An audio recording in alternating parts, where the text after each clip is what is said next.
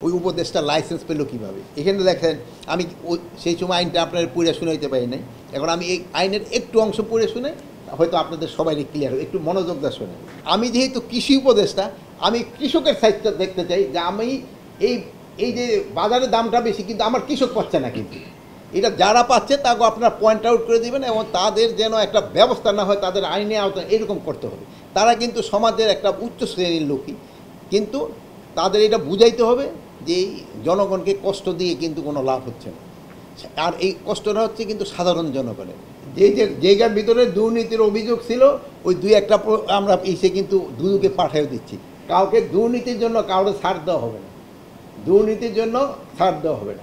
যেহেতু আমি দুইটা কথা সবসময় বলি যে আমরা দুর্নীতি ওইরকম লাগাম টেনে ধরতে পারি নাই, প্লাস মাদকেও আমরা কিন্তু ওইরকম লাগাম ধরতে পারি নাই। এটা যেহেতু অস্বীকার করা তো আমার উপায় নেই, যেহেতু আমি দুর্নীতি তো লাগাম ধরতে পারি, বাট চেষ্টা করে যাচ্ছি কতটা কন্ট্রোলে আনা যায়। তো আপনি যেটা বললেন অনেক বড় বড় লোকদেরও ধরতেছি, তো ওনারও হয়ে যায়, বাট আপনার থেকে নামটা আমি জানলাম। যদিও এইটা আমার কৃষি মন্ত্রণালয়ের সাথে না, বাট যারা মানে উনি কেন ধরা হইলো এবং কেন ছাড়া পেল, মেনলি ছাড়াটা পাইলো কেন অবৈধ কাজ করে, এটার ক্ষেত্রে আমি দেখবো। আমি ওই খাদ্য উপদেষ্টাটা আছে তাকে আমি অবশ্যই এটা জানাবো। জেনেক্সে শিফট করো, লাইফকে লিফট করো। এটা করতে প্রতিরোধের ব্যবস্থা দেখলে আমরা কিন্তু সবাই সাথে সাথে আইনের আওতায় নিয়ে আসছি। আপনারা বলতে পারবেন একটা লোকের আমরা আইনের আওতায় আনি নেই, সাথে সাথে আইনের আওতায় নিয়ে আসছি।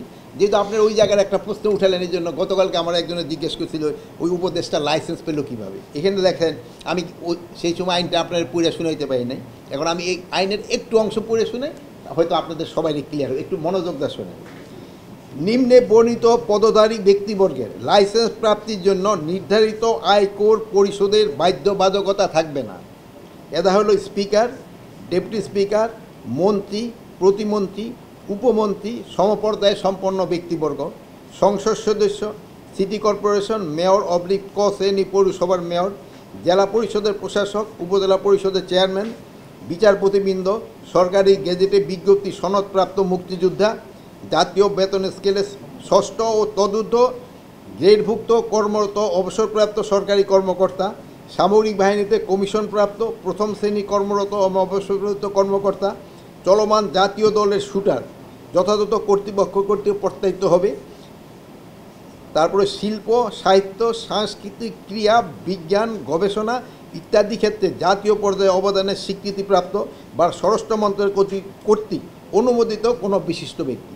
এদের কিন্তু ওই দিন লাগবে না। আর একটু শেষ করি, ওটা বলবে উপনিষেধে 32(1) এর ক, খ, গ, গ, ম যবর্ণিত ব্যক্তিদের ক্ষেত্রে বয়সের বাধ্যবাধকতাও থাকবে না।